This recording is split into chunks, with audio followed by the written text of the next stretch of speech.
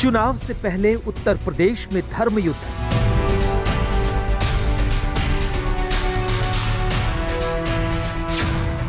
बार बार सामने आ रहा है ओवैसी का मुस्लिम प्रेम कि कभी नवाब लिंचिंग के नाम पर खास तौर से मुस्लिम और दलितों को निशाना बनाया जाता है। क्या मुसलमानों को टारगेट कर रही है सरकार? कि योगी सरकार ने गैर कानूनी तरीके से बाराबंकी की मस्जिद को शहीद कर दिया। क्या यूपी में सांप्रदायिक माहौल बिगाड़ रहे हैं ओवैसी?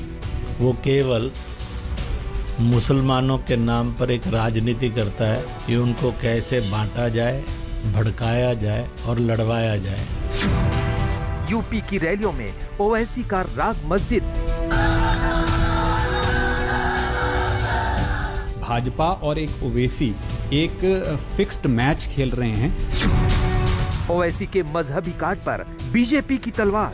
देखो, उत्तर प्रदेश में चुनाव आ गया है और उस चुनाव में अलग अलग लोग अपनी किस्मत आजमाने के लिए जो है वो भटक रहे हैं और भटक करके जो है वो अपनी भड़ास निकाल रहे हैं। जम्मू में राहुल के भगवती ज्ञान पर भड़की बीजेपी। नोटबंदी से हिंदुस्तान में मां लक्ष्मी की शक्ति बढ़ी या घटी? पेटी पॉलिटिक्स के कारण आपने भगवती मां को भी नहीं बख्शा।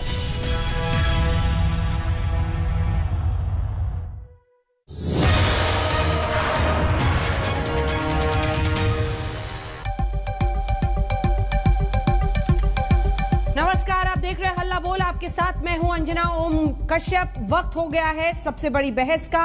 यूपी चुनाव में अब तकरीबन 6 महीने का ही समय बाकी है और चुनाव में विजय श्री हासिल करने के लिए धर्म को काम पर लगा दिया गया है। जी हां, धर्म को काम पर, क्योंकि इसी का सहारा लेकर अब की बार चुनावी वैतरणी पार करने की कोशिश में तमाम पार्टियां जुट गई हैं। ओवैसी की ही बात कीजिए, यूपी की सभाओं में वो बार बार अपने मुस्लिम और मस्जिद प्रेम को वोटरों के सामने पेश कर रहे हैं। उधर राहुल गांधी भी मां भगवती पर अपना ज्ञान दे रहे हैं और बीजेपी तो शुरू से राम पर अपना दावा करती आई है।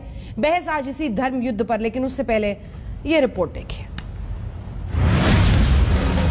ओवैसी जी बड़े नेता हैं, एक बड़ा जन समुदाय उनके साथ में है। बीजेपी के साथ तो उनका कभी मुझे नहीं लगता है कोई संबंध हो पाएगा। 2014 से हम देख रहे हैं कि कभी नवाब लिंचिंग के नाम पर खास तौर से मुस्लिम और दलितों को निशाना बनाया जाता है।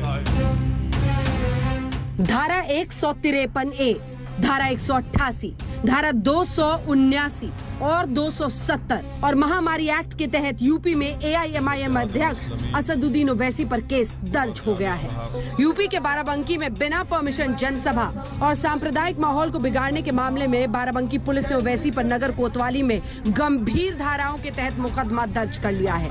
बाराबंकी की जनसभा में प्रशासन ने सिर्फ 50 लोगों को बुलाने की अनुमति दी थी, लेकिन एआईएमआईएम ने बाकायदा स्टेज बनाकर पूरी जनसभा का आयोजन करवा दिया। हजारों लोग शामिल हुए। आरोप ये भी है कि प्रधानमंत्री नरेंद्र मोदी और मुख्यमंत्री योगी के खिलाफ ओवैसी ने अभद्र भाषा का प्रयोग किया। वक्तव्य देकर उन्होंने एक समुदाय विशेष को भड़काने का एवं सांप्रदायिक सौहार्द बिगाड़ने का कार्य किया है। इसी क्रम में माननीय प्रधानमंत्री भारत सरकार एवं माननीय मुख्यमंत्री उत्तर प्रदेश सरकार के विरुद्ध भी अभद्र भाषा का प्रयोग किया गया।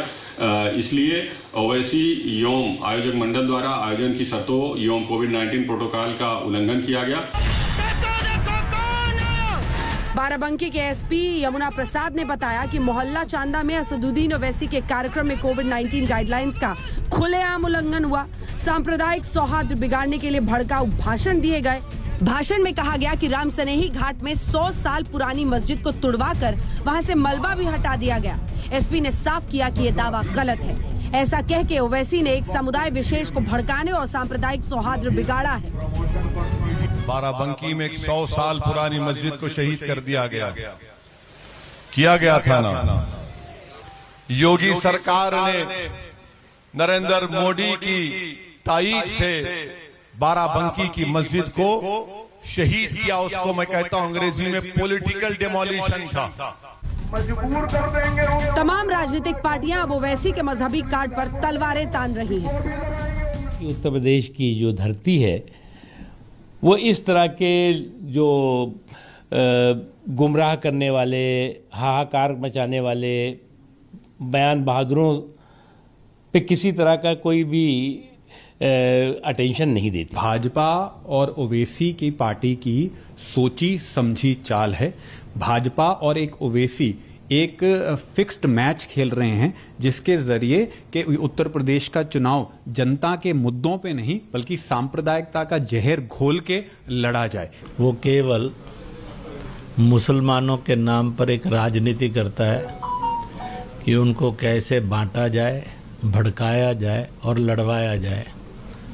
अभी तक के इतिहास में इसके अतिरिक्त उनका कोई और रोल नहीं है। ओवैसी केवल विभेद की राजनीति करते हैं, धर्म को धर्म से लड़ाना, जाति को जाति से लड़ाना और अपनी राजनीतिक रोटी सेकना। मैं ओवैसी को चेतावनी देना चाहता हूं कि वो जिन्ना बनने की कोशिश ना करें। इधर धर्म की बिसात पर उत्तर प्रदेश के चुनाव से पहले बीजेपी भी राहुल गांधी को उनके वैष्णो देवी यात्रा पर पूजा पाठ के नियम सिखा रही है। आप बताइए, नोटबंदी से हिंदुस्तान में मां लक्ष्मी की शक्ति बढ़ी या घटी? जीएसटी से लक्ष्मी की शक्ति बढ़ी या घटी? घटी। जो किसानों के नए कानून आ रहे हैं, उन कानूनों से दुर्गा माता की शक्ति बढ़ी या घटी? आपने आज जीएसटी को मां लक्ष्मी के साथ कंपेयर किया। आपने कहा जीएसटी आने के बाद मां लक्ष्मी की शक्तियां क्षीण हो गई है। मुझे आश्चर्य होता है, चंद दिनों पहले आपने जीएसटी का कंपैरिजन गब्बर सिंह के साथ किया था। जिस जीएसटी कंपैरिजन आप गब्बर सिंह से कर रहे थे, आज आप उसी जीएसटी का कंपैरिजन मां लक्ष्मी के साथ कर रहे हैं। ये आखिर हमारी भावनाओं के साथ आप खिलवाड़ क्यों कर रहे हैं? हिंदुस्तान के हर इंस्टीट्यूशन में, हर कॉलेज में, हर स्कूल में आरएसएस का व्यक्ति बैठाया जाता है तो सरस्वती माता की शक्ति बढ़ती है या घटती है? जो अपने आप को हिंदू कहते हैं, जो वैष्णो देवी में जाके मत्था टेकते हैं, वो उन्हीं शक्तियों का अपमान करते हैं। ये हो क्या रहा है? कहते हैं कि हम धार्मिक लोग हैं और फिर उन्हीं शक्तियों को दबाने का काम करते हुए राहुल गांधी जी ने कहा कि आज मोदी जी की नीतियों के कारण मां दुर्गा, मां सरस्वती और मां लक्ष्मी की जो शक्तियां हैं वो क्षीण हो गई हैं, वो कम हो गई है। मुझे आश्चर्य होता है कि राहुल जी, आपने अपने छोटे राजनीति के कारण, अपने पेटी पॉलिटिक्स जिसको अंग्रेजी में कहते हैं, पेटी पॉलिटिक्स के कारण आपने भगवती मां को भी नहीं बख्शा। तो धर्म की बिसात पर राजनीतिक युद्ध छिड़ गया है। मजहबी पिच पर सब अपने अपने बल्ले की ताकत आजमा रहे हैं। जब चुनावी तारीखों का ऐलान होगा तब सोचिए चुनावी आलम क्या होगा। आज तक ब्यूरो।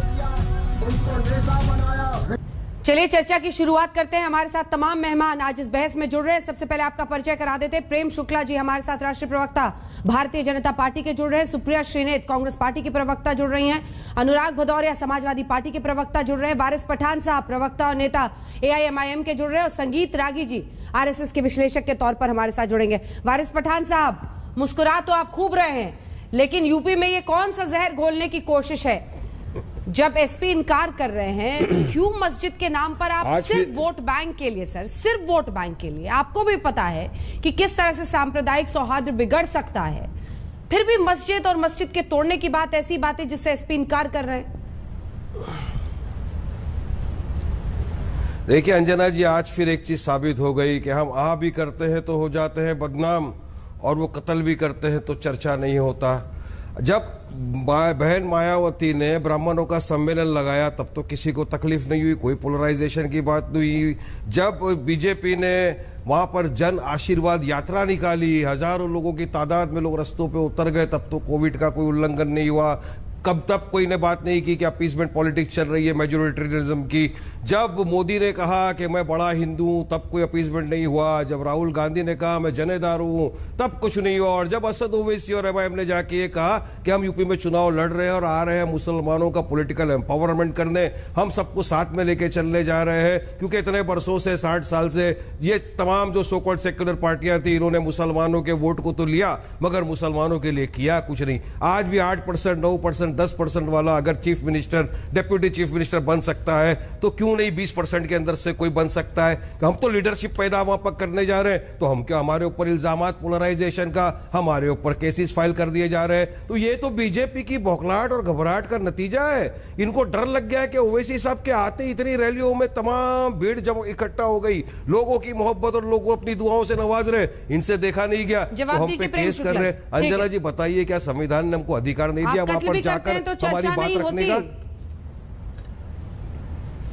कोविड के नियम आपकी पार्टी पर, आपकी पार्टी के नेताओं पर तो लागू नहीं होते सर। दूसरी लहर आई हुई थी पश्चिम बंगाल में, चुनाव और चुनावी प्रचार चल रहा था, पर भी कोविड का कितनों पर केस चला सर? देखिए अंजना जी जब चुनाव आयोग ने जब संचालन कराया चुनाव का, उसमें चुनाव आयोग से अनुमति लेकर ही तमाम रैलियों का आयोजन हुआ, इसलिए वहां पर चुनाव के प्रोटोकॉल का कोई उल्लंघन हुआ तो निर्वाचन आयोग बैठा है, निर्वाचन आयोग शिकायत पाता और निर्वाचन आयोग कार्रवाई करता। यहाँ पर जिस आपको 50 व्यक्तियों के सभा की अनुमति थी और आपने 50 से अधिक व्यक्तियों को वहां निमंत्रित कर लिया, तो स्वाभाविक तौर पर प्रशासन आपके खिलाफ कार्रवाई करेगा। और उसके बाद अगर आप विद्वेषपूर्ण बातें करेंगे, सामाजिक विद्वेष फैलाने का दुष्कांड रचेंगे, तो स्वाभाविक तौर पर प्रशासन का दायित्व बनता है कि इस तरह से सांप्रदायिक विद्वेष फैलाने वाले व्यक्ति के खिलाफ कानूनी कार्रवाई की जाए। तो उस कानूनी कार्रवाई पर इतना जो है स्यापा करने की क्या आवश्यकता है? अच्छा ठीक है, इसका जवाब वो देंगे, लेकिन उससे पहले एक बार सुप्रिया जी के पास चलते हैं। सुप्रिया जी, आज तो खूब जमकर बरसे हैं ओवैसी साहब। उन्होंने कहा है कि शेरवानी, देखिए मैं पहनकर निकलता हूं, शेरवानी पहनने वाले नेहरू जी थे, लेकिन कांग्रेस पार्टी का कोई भी नेता आज मुस्लिमों के साथ खड़ा नहीं दिखाई देता है। ये हिंदू की जो लहर इस देश में चली है, उसको लेकर उन्होंने कांग्रेस पार्टी को कटघरे में खड़ा किया है कि आज मुस्लिमों की आवाज उठाने में आप डरते हैं।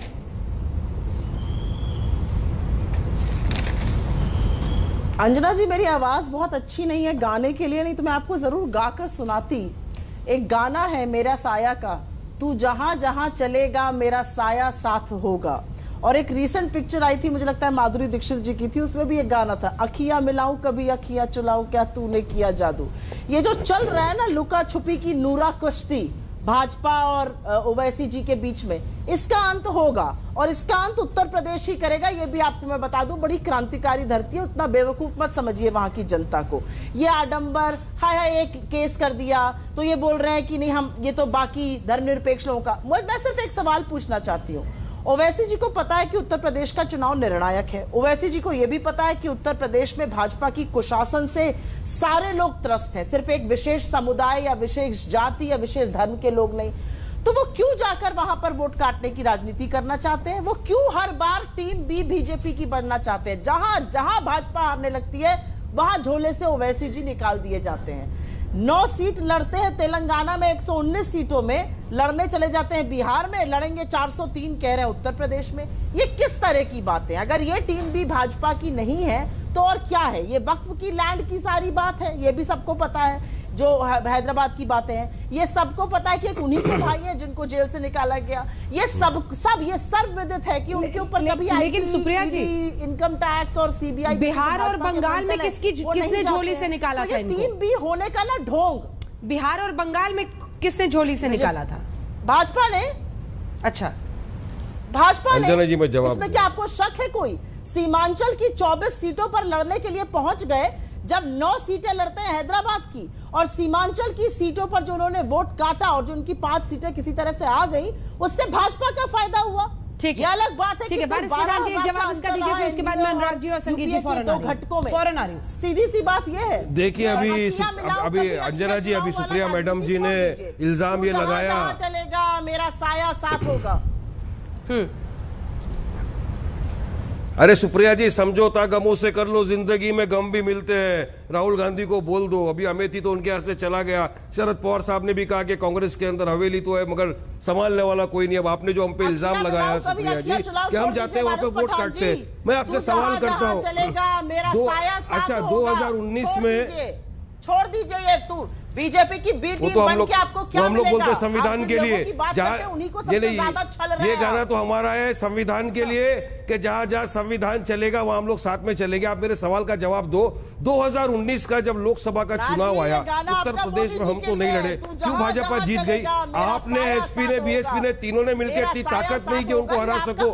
आप में ताकत नहीं उनको हराने की और हम में ताकत है उनको हराने की, तो हम में हमारा साया तो संविधान के साथ चल रहा है सुप्रिया जी। हम तो संविधान को लेकर चल रहे हैं, हमारी लड़ाई संविधान को बचाने की है। कब तक चलेगी? अरे तो अरे आप में ताकत नहीं है, आप में ताकत नहीं है हराने की, हमें ताकत है हराने की। हमने महाराष्ट्र के औरंगाबाद के अंदर आप नहीं जीत सके, लेकिन हमने 22 साल के शिवसेना के एमपी को हरा दिया है वहां पर। आप उस पाप में फिर से शामिल हो रहे हैं जो आपने बिहार में। अरे वो तो आपका फूट चुका है अमेठी में फूट चुका। जाके आपको केरला से लड़ना पड़ा था चुनाव और वहां से जीतना पड़ा कि भाजपा के पाप। नहीं, बिहार में हमने किसके काटे वोट बताइए ना। हम तो 5 सीटों पे जीते 19 में से, बाकी की 9 सीट के ऊपर तो एनडीए का अलायंस जीत गया। तो हमारा क्या था उसमें? नहीं सुप्रिया जी, आपके पास मुझे पता है जवाब नहीं है, इसलिए आप मेरी बात को काटोगे जरूर, मगर मैं बोलता रहूंगा। आप सुनिए सुप्रिया जी, बात कड़वी है मगर सुनना पड़ेगा। रुकिए, मुझे बाकी 2 मेहमानों से भी एक रिएक्शन लेना। सुप्रिया जी, भदौरिया जी, पिछले चुनाव में ज्यादातर मुस्लिम मतदाता आप लोगों के साथ गए थे, जो गठबंधन आपने बनाया था। इस बार क्या होगा? ओवैसी जहां जहां जा रहे हैं, भारी तादाद में लोग पहुंच रहे हैं, वोट में कन्वर्ट हुआ मुझे दुष्यंत की 2 लाइनें याद आती हैं जो मुझे लगता है भारतीय जनता पार्टी के प्रवक्ता उसको अच्छी तरह समझ पाएंगे। कहां तो तय था चिरागा हर एक घर के लिए, कहां चिराग नहीं है शहर के लिए। वो मुतमईन है कि पत्थर पिघल नहीं सकता, मैं बेकरार हूं आवाज में असर के लिए। शायद भारतीय जनता पार्टी भूल गई है कि जनता ने उसे किस लिए चुना था, और वो इस अहम में है कि मैं सत्ता में हूं, मैं कुछ भी कर सकता हूं। आपको इसलिए नहीं चुना था कि आप देश के अंदर में जीडीपी को माइनस में ले जाएंगे, बेरोजगारी नंबर 1 कर देंगे, महिलाओं पे अत्याचार बढ़ा देंगे, देश के अंदर सारे जो हमारे सरकारी उपक्रम है सब बेच देंगे, और उससे भी मन नहीं भरेगा तो जो और बचा है और लगा के उसको बेच दोगे। तो आप छोड़ोगे क्या? जो हमारी इंडस्ट्री लगी है वो भी बंद करके, चाहे अमेरिकन इंडस्ट्री हो चाहे फोर्ड कंपनी हो, सब चले जाएंगे देश छोड़ के। तो यहाँ रोजगार मिलेगा कैसे? इसके बारे में सरकार बात नहीं करेगी। लगातार अंजना जी बच्चों की मौतें हो रही हैं। बच्चों से बड़ा इस देश के अंदर में कुछ है क्या? 100 बच्चों की मौतें हो गई, भारतीय जनता पार्टी चुप है। किस पे हम बातें कर रहे हैं सोचिए आप। जिनके घर में मातम छाया होगा वो टीवी पे आज तक देखेंगे क्या? अभी आप, मैं आज तक की बात नहीं कर रहा हूँ, कोई भी डिबेट देखेंगे क्या जिनके घर में मातम छाया हुआ है, जिनके बच्चों की मौतें हो रही है? कोई बात करने को तैयार नहीं है। कोविड काल में लोगों की मौतें हो गई, इसी पार्लियामेंट में सदन के अंदर भारतीय जनता पार्टी के मंत्री ने कहा कि एक की भी मौत नहीं हुई। क्या इतना जमीर मर गया है? क्या इतना क्रूर हो गई है भारतीय जनता पार्टी? क्या इतनी निष्ठुर हो गई है कि उसे जिंदगी और मौत में फर्क ही समझ में नहीं आता? किसान का सर फोड़ दो मार के, वो अगर मर रहा है 900 किसान 9 महीने से बैठा है तो मर जाने दो, हमें कोई चिंता नहीं है। मुझे तो जाति धर्म की राजनीति करनी है, मुझे तो चुनाव आया है, अब हमें तो धर्म की फसल काटनी है, क्योंकि वही लहरा रही है उसी को काटो। और तो हमने 4.5 साल में कुछ किया नहीं। जनता को हम कैसे मूर्ख बना सकते हैं, लेकिन उत्तर प्रदेश की जनता सब जानती है। वो आपसे पाई हिसाब लेगी, क्योंकि आपने 4.5 साल में उत्तर प्रदेश को दिया क्या है? आप जहर तो बोते रहे हो, जहर तो आपने बोने का काम किया है, नफरत तो आपने फैलाई है, लेकिन दिया क्या? क्या आपने बनाया उत्तर प्रदेश को? कहां से कहां उत्तर प्रदेश को ले गए आप? कब आपने बात किया बेरोजगारी महंगाई पे? कभी आपने बात नहीं की। डीजल पेट्रोल 100 के पार, और आप मस्त मौज है, कोई चिंता ही नहीं है। जब 65 रुपए था तब आप सिलेंडर लिए सर पे लिए घूम रहे थे राजनाथ सिंह। कहाँ है राजनाथ सिंह जी? उत्तर प्रदेश से ही आते हैं। कहाँ उत्तर प्रदेश के बाकी मंत्री, उत्तर प्रदेश के मुख्यमंत्री जो बातें करते हैं कि जीवन एक होता है, जीवन में कुछ करके जाना चाहिए। तो मैं उत्तर प्रदेश के मुख्यमंत्री जी को बता देना चाहता हूँ, ट्वीट करने से नहीं होता है। प्रभु कुछ कीजिए जो आप कर नहीं रहे हो। आपको जो करना चाहिए वो आप नहीं कर रहे हो, जो नहीं करना चाहिए वो कर रहे हो। आप सिर्फ बोलते हो। आपने किया क्या बताओ?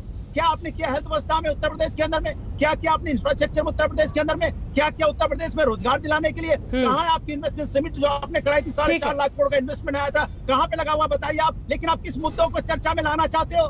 कौन मुद्दे हैं जिन पे चर्चा होनी चाहिए, कौन मुद्दे जिसपे नहीं होनी चाहिए? आप उन मुद्दों को चर्चा में लाना चाहते हो जो मुद्दे जनता के नहीं है, जो मुद्दे आपको सत्ता पाने के लालच में है। आपके मुद्दे हैं वो। ठीक है, प्रेम जी उसका जवाब देंगे। संगीत रागी जी, आप क्यों मुस्कुरा रहे हैं?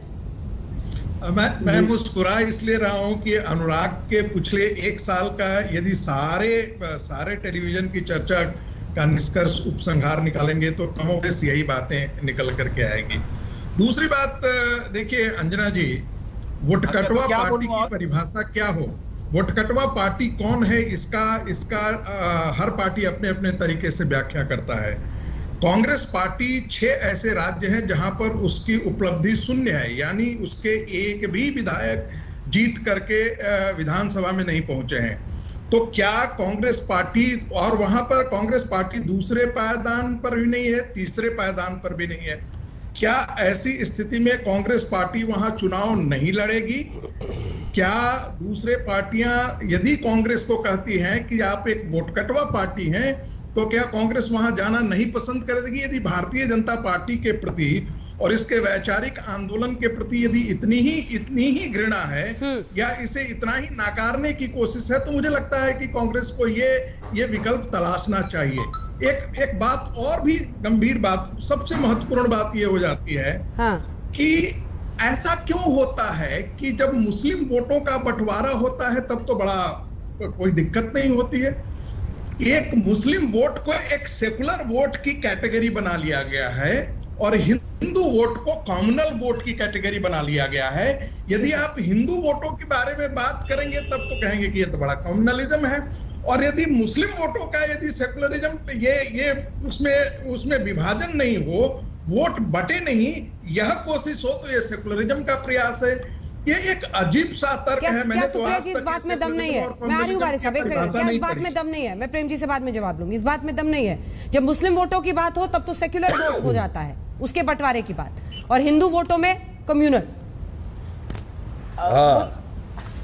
सुप्रिया जी मुझे बहुत ही हदप्रभ हो रहा है कि संगीत रागी जी जो संघ की संगीत रागी जी जो संघ की बीन बजाते हैं, जो भाजपा की बातें करते हैं, आज ओवैसी जी के हिमायती बन गए, आज ओवैसी जी की हिमायत की बात कर रहे हैं। वाह भाई, यही जो जुगलबंदी, यही जो नूरा कश्ती की मैं बात करती थी, वो नूरा कश्ती में कह रही थी, वो संगीत रागी जी खुद ही बताने लगे।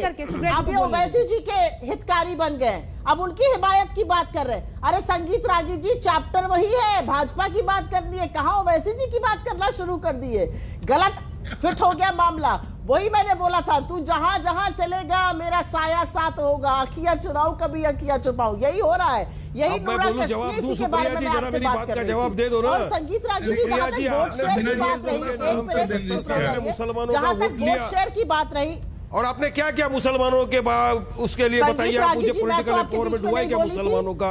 नहीं हुआ ना, लेकिन आप पूरा कर लेने दीजिए। क्या तमिलनाडु में, आंध्र प्रदेश में, क्या तमिलनाडु में, आंध्र प्रदेश में, तेलंगाना में, केरला में बीजेपी को नहीं लड़ना चाहिए? मैं आपसे ये पूछना चाहती हूँ। आप कांग्रेस की बात कर रहे हैं। अरे भैया, ओवैसी जी अपने विधानसभा क्षेत्र में भाजपा जीत जाती है, ये क्या चले भाजपा को हराने?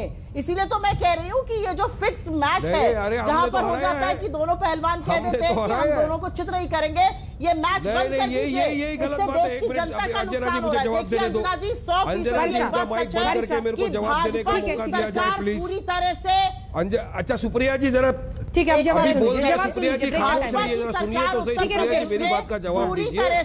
सुप्रिया जी, ठीक है, ये प्रेम शुक्ला जी के साथ आप बात कीजिएगा। मुसलमानों के वोट लिए नहीं बात कर रही हूँ, क्या हो गया? एक मिनट सुप्रिया जी, सुनिए सुप्रिया जी, बीजेपी को डिफेंड करने के लिए वारिस पठान आ रहे हैं, ओवैसी जी को डिफेंड करने के लिए संगीत रागी आ रहे हैं, ये क्या हो गया है? अनर्थ हो गया है। नाम का वोट लिया और आप लोग जाके कर रही हैं, आप की गोद में बैठ गए। ठीक है संगीत रागी हमेशा से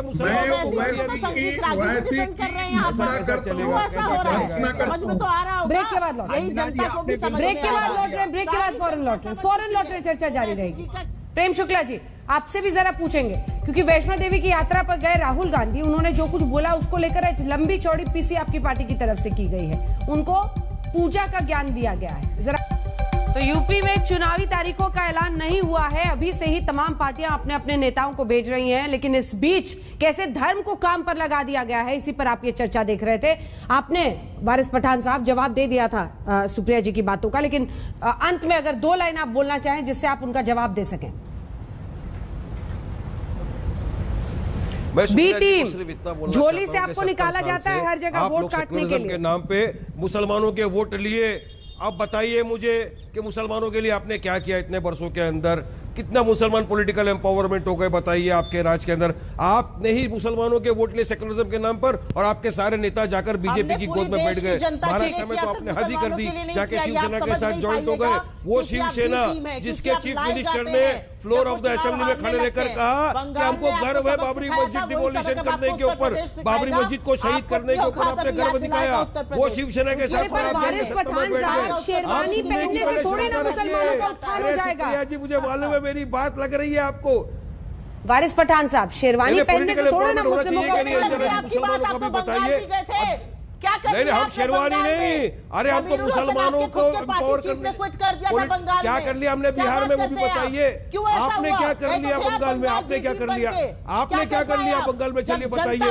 आपने क्या कर लिया महाराष्ट्र के अंदर, आपने क्या कर लिया बिहार में, आपने क्या कर लिया यूपी में। आप यूपी में हो क्या, आपका यूपी में कोई वर्चस्व नहीं है मैडम, मान लीजिए इस बात को, अपने दिल दिमाग में उतार लीजिए। यूपी में कांग्रेस है ही नहीं, हमारी फाइट डायरेक्ट है बीजेपी से। हम बीजेपी को हराने जा रहे हैं, हम योगी को चीफ मिनिस्टर बनने नहीं देंगे। ये लिख लीजिए आप बात, हमें ताकत है, हम हराएंगे योगी को, हम हराएंगे बीजेपी को। लेकिन इसी के साथ सुप्रिया जी एक सवाल मेरा आपसे भी है। ये देखिए जो कुल सीटें हैं वो हम आपको दिखा रहे हैं, जल्दी जल्दी चलाइए। 137 मुस्लिम बहुल सीटें हैं, जिसकी वजह से आप इस तरह की खास पॉलिटिक्स देख रहे हैं। लिंचिंग में दलितों मुस्लिम, उस कॉम्बिनेशन को साधने की कोशिश है। 30% से अधिक आबादी वाली जो सीटें हैं मुस्लिम की, वो 47 सीटें हैं, और ये एक तरह से इसी वजह से ये पूरा हो रहा है। लेकिन अब लिंचिंग के मामले में दलित प्लस मुस्लिम कार्ड खेल रहे हैं असदुद्दीन ओवैसी। लेकिन मुझे सुप्रिया जी एक सवाल का जवाब आप दीजिए, अगर ये जो तथाकथित सेक्युलर वोट के डर बंटने का डर है, तो असदुद्दीन ओवैसी के साथ अलायंस की बात क्यों नहीं ये पार्टियां सोचती? वो तो खुद के कहते हैं कि मुझे तो सब अछूत मानती है, मैं तो चाहता हूं कि मैं भी उस गठबंधन का हिस्सा बनूं ताकि वोट ना कटे और हम बीजेपी को हरा सकें।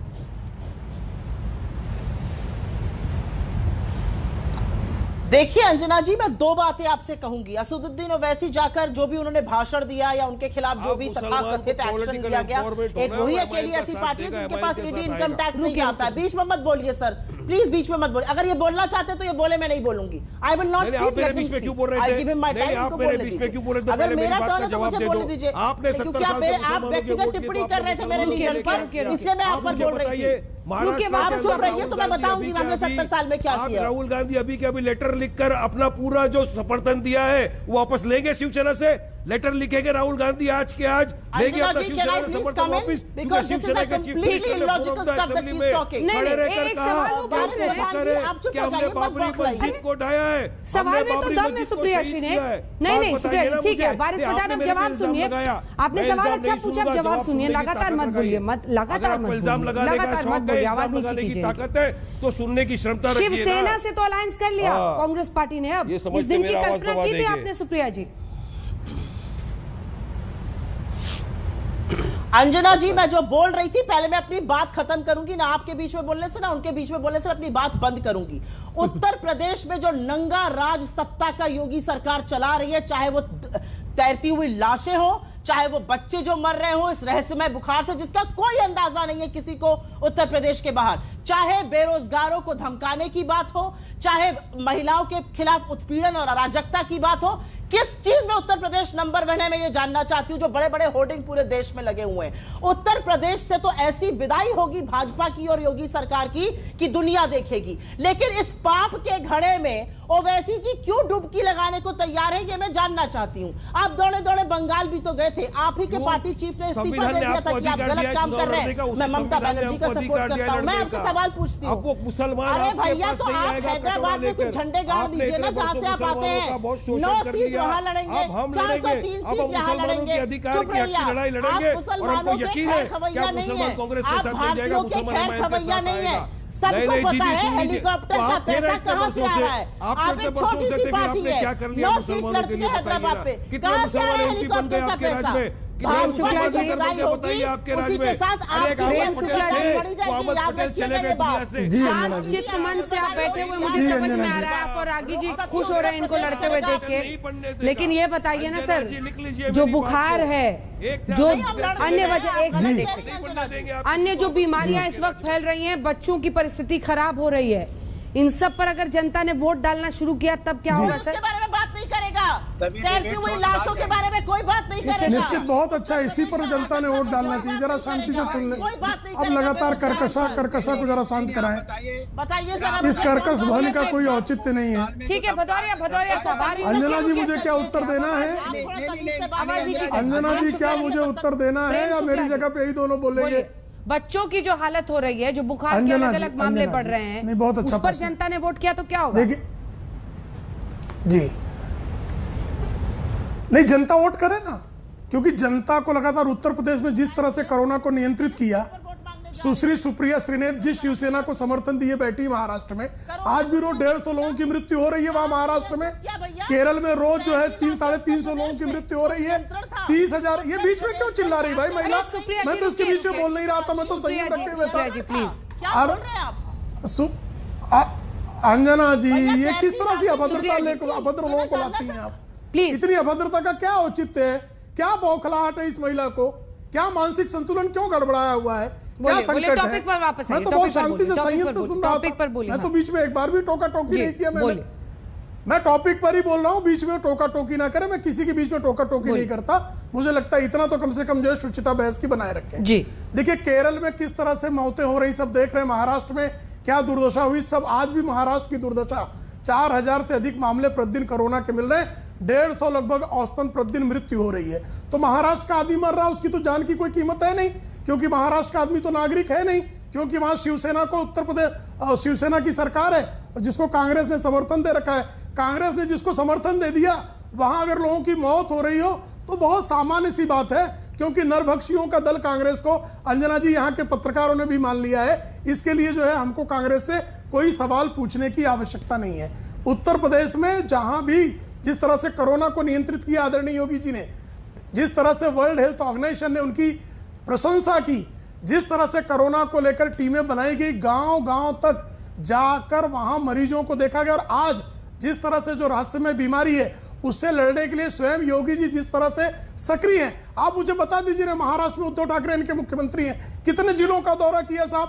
कोरोना में 1.5 वर्षों में सबसे अधिक मौतें, 1 लाख से अधिक मृत्यु जो है वो महाराष्ट्र में हुई है। कितने जिलों में उद्धव ठाकरे का दौरा हुआ है, जरा राहुल गांधी जी पूछकर बता देंगे। वायनाड में कितनी बार गए हैं श्रीमान राहुल गांधी? वायनाड में मौत की दरें जो है वो उत्तर प्रदेश के किसी भी जिले से ज्यादा है, किसी भी संसदीय क्षेत्र से ज्यादा है। एक छोटा सा जवाब, क्योंकि मुझे भदौरिया जी और रागी से कमेंट आ सकती हूँ। ठीक है, अब जवाब सुन लीजिए सुप्रिया जी, छोटा सा जवाब। इसके बाद में अनुराग जी आपके पास, मैं इसका छोटा ही जवाब दूंगी। उत्तर प्रदेश में, जी हाँ, उत्तर प्रदेश को जिसको नंबर 1 कहा जा रहा है, अरे प्रभु, लाशें उत्तर प्रदेश में तैर रही थी। आज वेस्टर्न यूपी, नोएडा तक में बच्चे इस रहस्यमय बुखार से मर रहे हैं। महाराष्ट्र में जो मौत हो रही है उसको मौत न माना जाए। रेप होने के बाद सारा प्रशासन जुट जाता है कहने में कि रेप हुआ ही नहीं है। क्या आपको लगता है ये गलत नहीं है? क्या आपको अराजकता नहीं लगती है? क्या आपको लगता है कि वैक्सीनेशन 26 करोड़ का वैक्सीनेशन नागरिक अधिकार कांग्रेस के राज्यों में समाप्त कर दिए जाते हैं? लगता है वहां नरभक्षी राहुल गांधी का राज होता है। नरभक्षियों के राज में जो है नागरिकों की मृत्यु की चिंता नहीं करनी चाहिए, ऐसा कहना है आपका?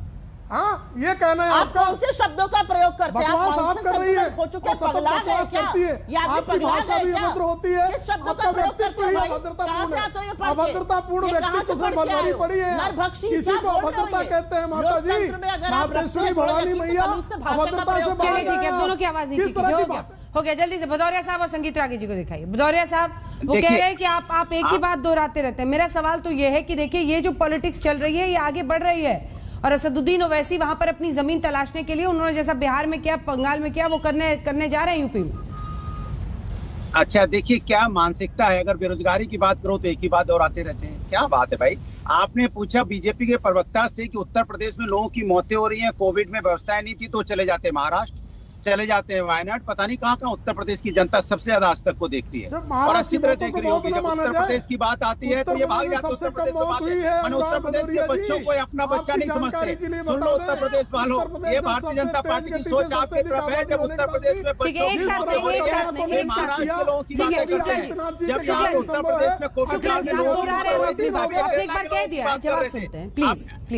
मेरी बात, जब उत्तर प्रदेश के लोगों की बात होती है तो ये महाराष्ट्र चले जाते हैं। उत्तर प्रदेश में कोविड लोग कोविड काल से लोग परेशान है तो ये केरला चले जाते हैं। उत्तर प्रदेश को लोग तय कर लेंगे कि भाई ये भारतीय जनता पार्टी उत्तर प्रदेश के लिए नहीं बनी है, ये भारतीय जनता पार्टी महाराष्ट्र और केरला के लिए बनी है, उन्हीं के बारे में। अरे तो भदौरिया जी आवाज नीचे कीजिए सबकी। भदौरिया जी आप भी एक टेंट लगा देते, बच्चों के इलाज के लिए क्या करना चाहिए बेहतर उस पर काम कर ले। आप लोग तो ब्राह्मण सम्मेलन से फुर्सत नहीं है।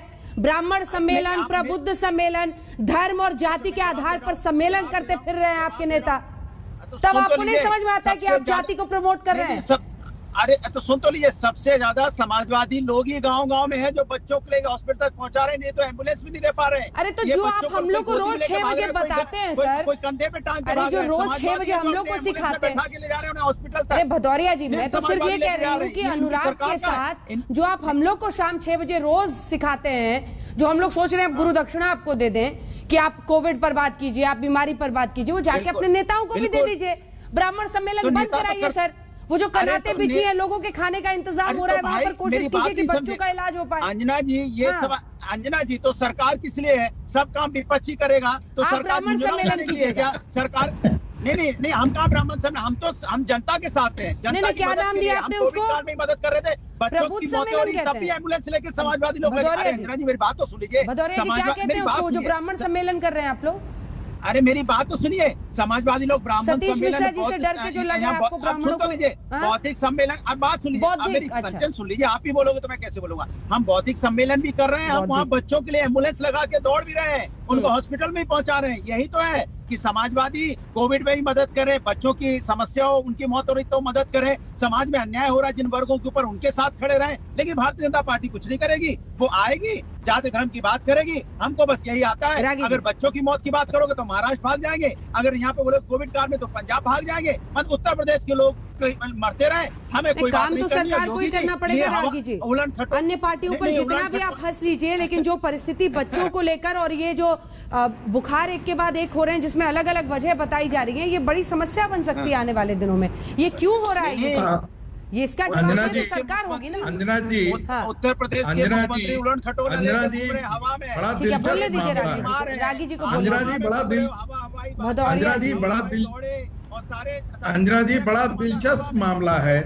जो पार्टी अखाड़े से बाहर है, कांग्रेस पार्टी उत्तर प्रदेश के अखाड़े से बाहर है, और वो पार्टी जो है वो कह रही है कि भारतीय जनता पार्टी ऐसी पराजय मिलेगी जिसका कोई पहले कभी ऐसा स्वाद नहीं चखा हो। दूसरी बात, समाजवादी पार्टी के हाथ में समाजवादी पार्टी साइकिल जो है वो हाथ के साथ खड़ी थी पिछले चुनाव में। दोनों पिट गए। अब दोनों अलग अलग लड़ते हैं तो मुझे नहीं पता है कि दोनों कहाँ रहेंगे। तीसरी बात देखिए, इसी को दुर्दशा कहते हैं सुप्रिया जी। आप अपनी बी टीम की बात करिए ना, तो हिमायत कर रहे थे। कांग्रेस पार्टी मुस्लिम वोट और हिंदू वोट दोनों के बीच में एक पेंडुलम की तरह दौड़ती है। कर्नाटक में जाती है तो हिंदू वोट के लिए ये करती है। यदि उत्तर प्रदेश में आती है तो लगता है कि पेंडुलम तो आपका दौड़ रहा है वैसी जी। और आप ब्राह्मणों के लिए कहती है कि हम ब्राह्मणों की पार्टी है, हमारे ब्राह्मण नेता है, राहुल गांधी ब्राह्मण है। कभी कुछ कहते हैं, मुझे लगता है कि ये स्थिति जो है ना आइडियोलॉजिकल डायरेक्शन की स्थिति है। लेकिन ओवैसी जी को मैं ये कहना चाहती हूँ, गए तो आप बंगाल भी थे, मोदी जी को वहां से खदेड़ दिया गया, तो अब आप आए उत्तर प्रदेश में भी योगी जी खदेड़े जाएंगे। और राजनीतिक स्थिति बहस अनंत है वारिस साहब। अब फिर मौका मिलेगा, किसी दूसरे दिन बहस करेंगे, लेकिन आज की तस्वीर आपने देख ली।